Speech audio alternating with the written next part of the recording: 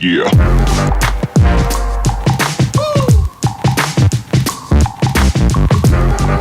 Eu te diria que em vez da gente encontrar uma luz no fim do túnel, sabe aquelas crateras que tem na estrada, que já tem um buraco que é difícil do carro passar, mas que em algum momento, quando um passa por cima, aquele buraco, na verdade, engole o carro? Sei qual é, pô. Sabe? Isso é normal aqui, infelizmente. E eu vou te falar que o Vasco caminha pra isso. O Vasco hoje é um clube que já tem um buraco grande na questão de campanha, né, na Série A, né, a parte esportiva do clube vai de mal a pior, e eu acho que com as notícias que a gente vem lendo aí nas últimas semanas e que se intensificaram agora, principalmente de ontem para hoje, com relação à própria procedência de 777, ao próprio cenário deles com relação ao negócio como um todo, ao Vasco e aos outros 6 clubes que eles gerem aí mundo afora, me parece que essa cratera tem tudo pra aumentar, né, cara? E infelizmente, Luizão, né, a gente tava conversando fora aqui do ar, me parece que, assim, quando a gente lê isso tudo que aconteceu nas últimas horas, começa a fazer sentido todo o nosso desconforto nas últimas semanas que a gente via não acontecendo, né? Então, quando a gente via nas últimas semanas, por exemplo, o Luiz Melo desaparecer, quando a gente via nas últimas semanas o Brax desaparecer, quando a gente vê nas últimas semanas o Vasco já se desfazendo do técnico, vamos considerar assim, desde o jogo contra o rival pra cá, e nada tá sendo feito até hoje, contratação de jogadores na janela, que 30 dias atrás, quando a gente cobrou do Luiz Melo, ele disse pra que falar de reforço agora se a janela só abre daqui 30, 40 dias, hoje começa a fazer sentido, né? De que temos cara, aí... Eu vou só te corrigir um pouquinho, porque a gente reclama disso há muito mais tempo, cara. A gente começa a reclamar disso no início do ano. Não sei se, você foi um cara que bateu pra caramba junto comigo aqui. Quando eles demoravam a tomar uma decisão, quando a gente não tinha nem técnico, quando tinha acabado a Série B e eles já demoraram a contratar o primeiro técnico, a gente já grita isso lá atrás, Martin. A gente já cobra problemas em relação à inércia lá de trás, brother. A gente cobra muito e a gente cobra também, que são as coisas que estão aparecendo agora, a gente cobra transparência lá de trás, cara. A gente sempre falou sobre coisas que agora estão explodindo aqui. Então, cara, você tá certo. Porque a nossa preocupação é a preocupação do vascaíno comum, não é porque a gente é inventor da pólvora, não. Total, cara. E a gente vem desde lá de trás falando. O que talvez eu não tenha agora detalhado no que eu tava explicando é que, assim, o Vasco teve, vamos considerar ali uma primeira metade, vamos considerar ali o primeiro trimestre, em que houve a compreensão da nossa parte do que o negócio estava em construção, tá? E, obviamente, eu acho que isso era unânime, de que quando entrou o segundo trimestre, leia-se praticamente o Campeonato Brasileiro da Série A, a gente entendia que minimamente esse elenco entregaria uma campanha ok, tá? E isso era, acho que unânime, né? De qualquer um.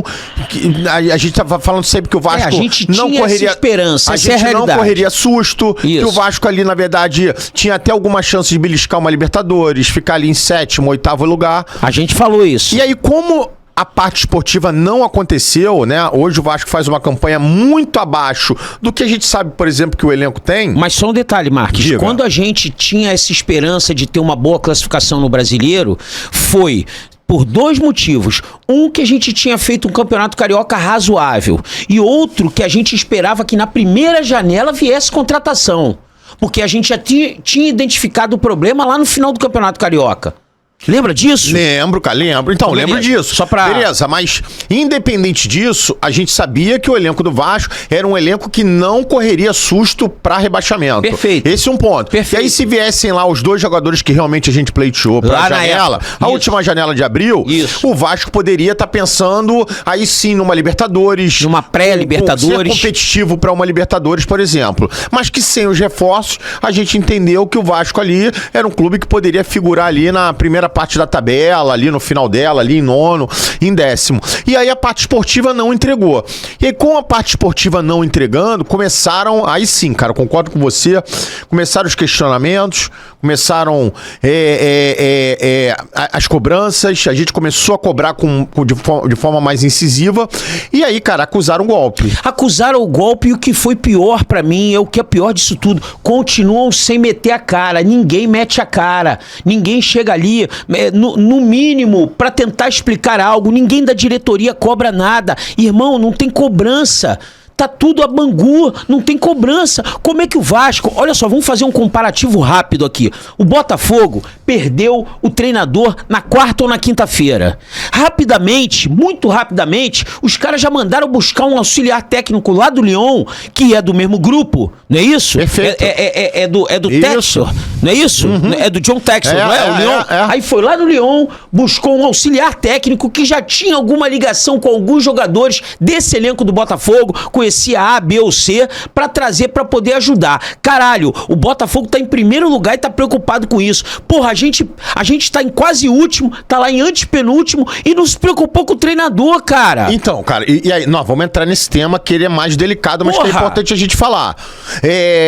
Quando a gente começou a ver essa inércia de Brax, de Luiz Melo, nada acontecendo, o Vasco precisando já fechar reforços, o próprio Brax na coletiva dele de 30 de maio, ele confirmou que já tinha um nome fechado e que tinha um outro quase fechado, e 40 dias depois a gente ainda não teve nada apresentado. Causada. Barbieri saiu, não entrou nenhum técnico agora, e aí, por isso que eu falei, o que a gente vem lendo de ontem pra hoje...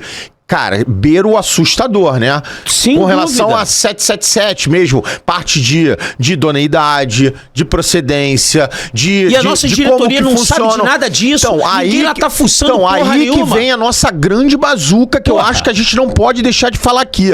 Que a gente já tinha mencionado na semana passada a respeito de Jorge Salgado, Osório e Duque Estrada. Alguém tem que meter a cara.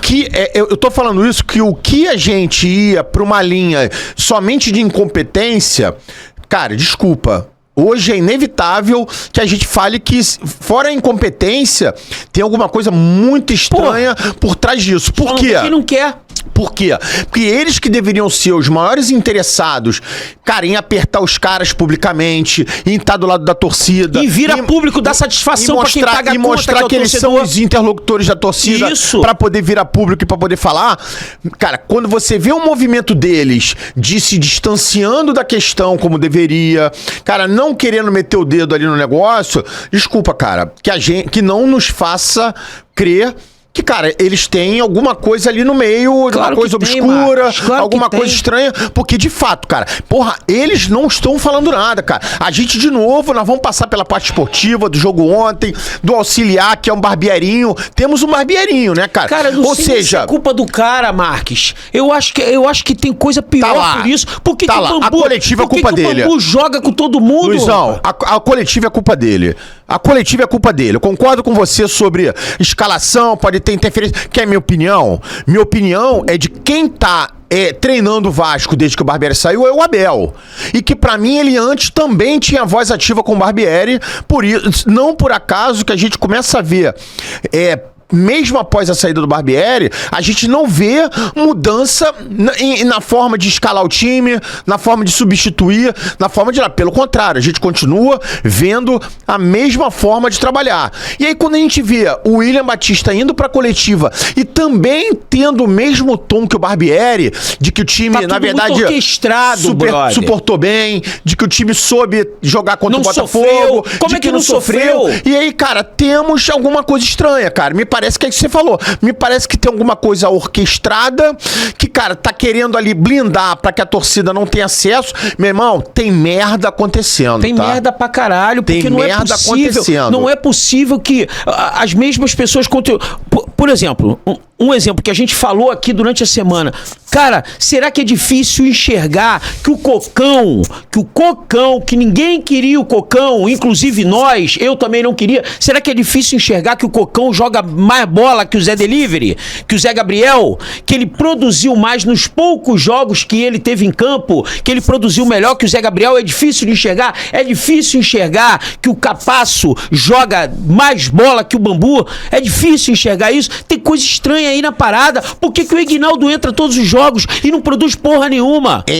Aí a gente fica reclamando, não bota o Galarza, não bota o Galarza, porque não dá pra falar o nome de todo mundo. Não pode botar uma porrada de gente. Quer um delivery de qualidade no conforto da sua casa? Liga pra gente, 988-128-435. Temos os melhores produtos e um atendimento de excelência. Seu evento vai ser um sucesso.